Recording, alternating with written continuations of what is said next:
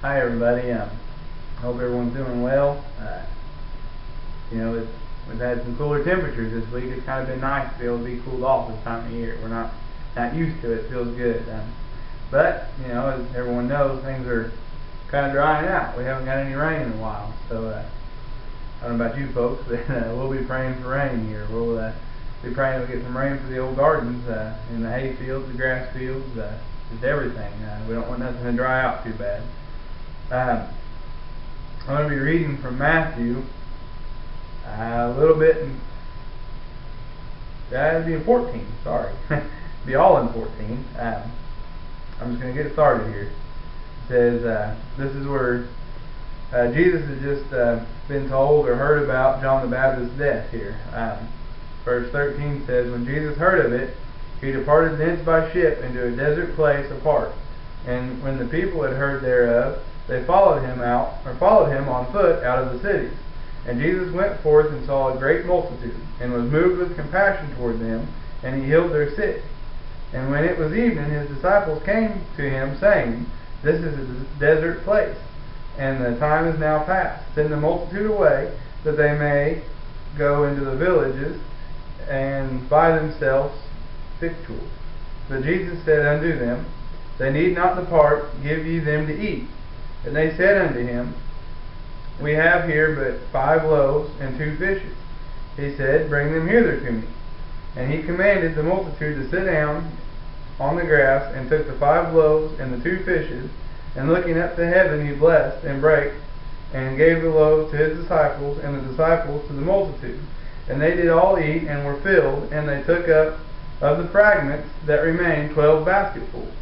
And they that had eaten were about 5,000 men, beside women and children.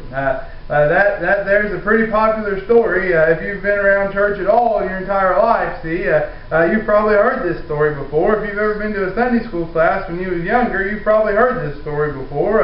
In fact, when the Lord kind of started dealing with me on this story, I said, Lord, everybody kind of knows that one. Everyone kind of knows that story. Everyone kind of understands that story, I feel. And he said, don't tell me what you're going to preach and what you're not. You just get up and preach it. So that's what we're going to try to do. We're just going to try to follow his guidance. See, we're going to follow his leadership. But if you'll read that there, Jesus had heard about John the Baptist's death, and it hurt him.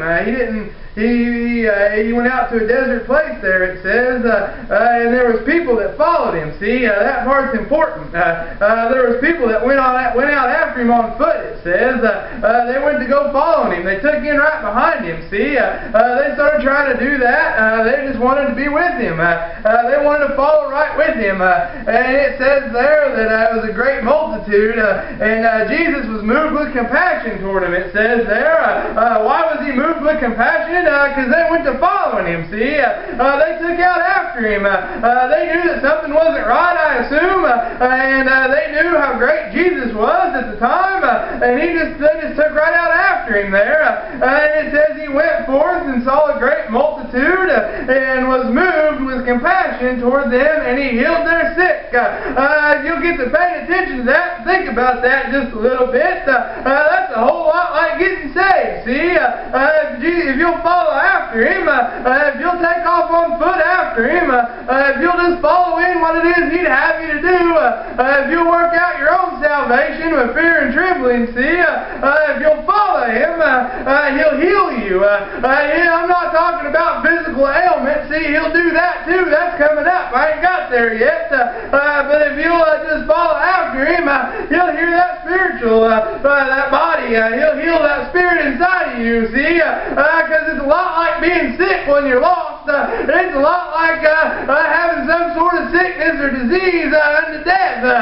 If you're still lost, if you don't know the Lord and a free pardon of sins, see, friend, you're sick. You have a deadly disease. One of these days, if you don't make it right, see, you're going to a place that's eternal death, as it's described. But don't get me wrong, it's not like you'll be sleeping. See, you'll still be alive for eternity, but you'll be a lake of fire. It won't be a pleasant place. The way I kind of look at it, we're all going to live forever.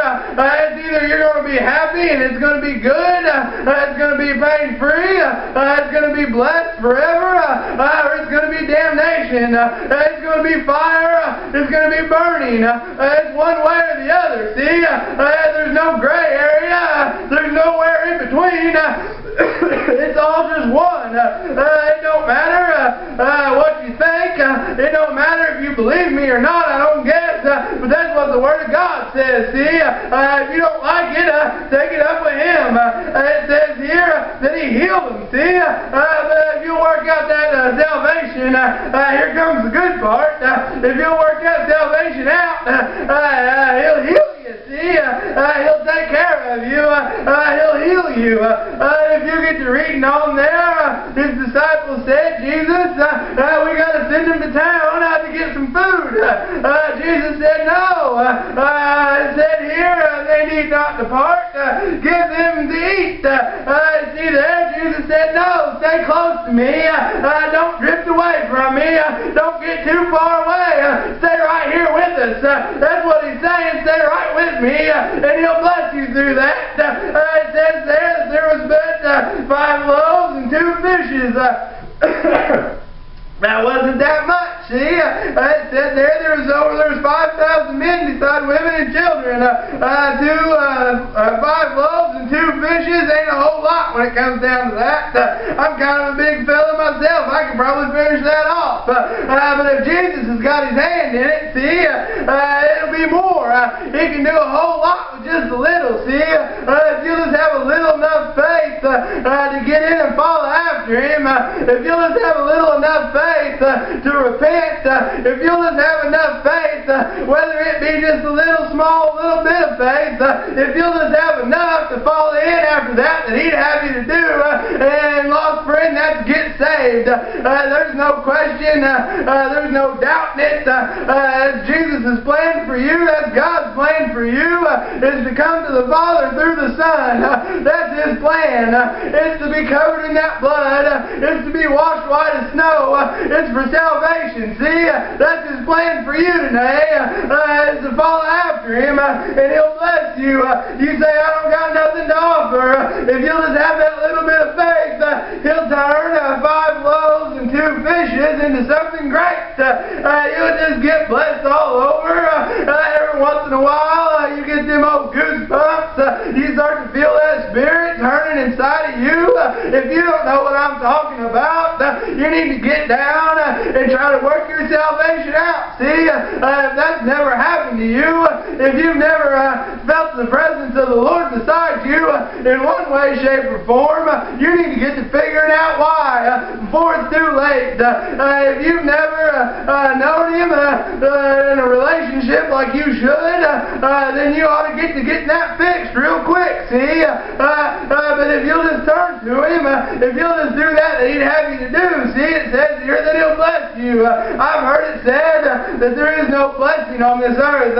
Friend, that's a lie, and that's a false teaching. See, there's blessings on this earth if you'll just follow after the Lord. I'm also not preaching prosperity. I'm not going to tell you He'll make you a rich man or a rich woman, financially, worldly rich. He won't do it. See, I'm not saying that. He may, but I'm just saying that if you'll get in and follow Him, spiritually He'll make you rich. Spiritually He'll take care of you. But He'll also take care of you to the point that you'll have clothes, you'll have food, you'll probably have a roof over your head, somewhere to go. He'll take care of you. See, He'll provide for you. He may not provide for you the way you want Him to, but I bet He provides for you. See, He takes after His people. He takes care of them. If you'll read here in this old Bible, story after story after story after story, God take care of His people. See, He just did. That's the way God is. That's how He works. I know it's not a real popular message maybe for some. Some people, mostly lost people, I guess, don't understand that He'll take care of you. I know it's hard for us as Christians sometimes to keep that in mind. He asks us to do something we don't like, or He asks us to do something uncomfortable, or things get a little rough. We all hit little bumps in the road, but we got to keep pressing on after Him. See, we got to keep following after Him, and we'll get that blessing that He talked about there in sometimes, friend, that blessing's so strong, that blessing's so much that you got fragments at the end of it. You got something a little extra to get you through the week. You got something a little extra.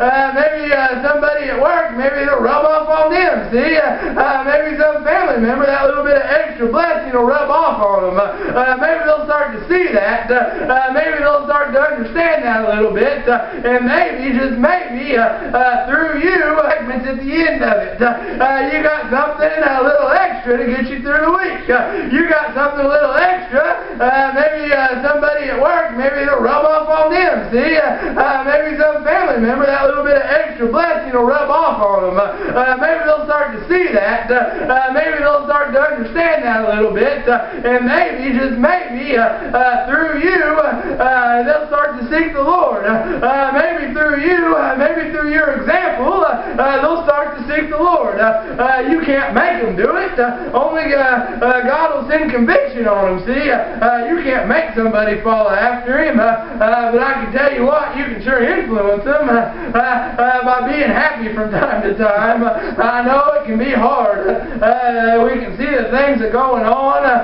Sometimes we know that there's a lot of sin in this world. See, we know that there's bad things that are going on. And sometimes it can be hard to put on a good face. Sometimes it can be hard to do. God never intended for us to be a mad people. God never intended on us to be a sad people. See, He wants you to be happy. Sometimes it's a hard thing to do. But if you'll just follow after Him, if you'll stay drawn up to Him, if you'll stay right there with Him, you won't go off these other places. You won't go to town to get food. Here is the example that I was given. If you don't go out and start chasing this other stuff, if you don't start thinking, I'm going to put my trust in this or I'm going to put my trust in that, He'll bless you. See, if you'll just follow after that, if you'll just stay drawn up to Him. Friends, that's really all I've got for today. I just hope and I pray if you're lost that you'll get healed spiritually. I hope and I pray that you'll take care of that sickness that you have. And I hope if you have been saved that you'll stay drawn right up to Him so you can receive that blessing of His that He gives you. If you've been saved and you've really felt that Spirit and you've truly been saved, you'll probably get to craving that blessing a little bit. Sometimes it gets awful hard. Things get dried up. It gets awful hard. Sometimes life does if you're not feeling that blessing from time to time. But I promise you, if you'll just stay drawn up to Him, that blessing will feel awful good. Folks, that's all I've got, and I'll be praying for you.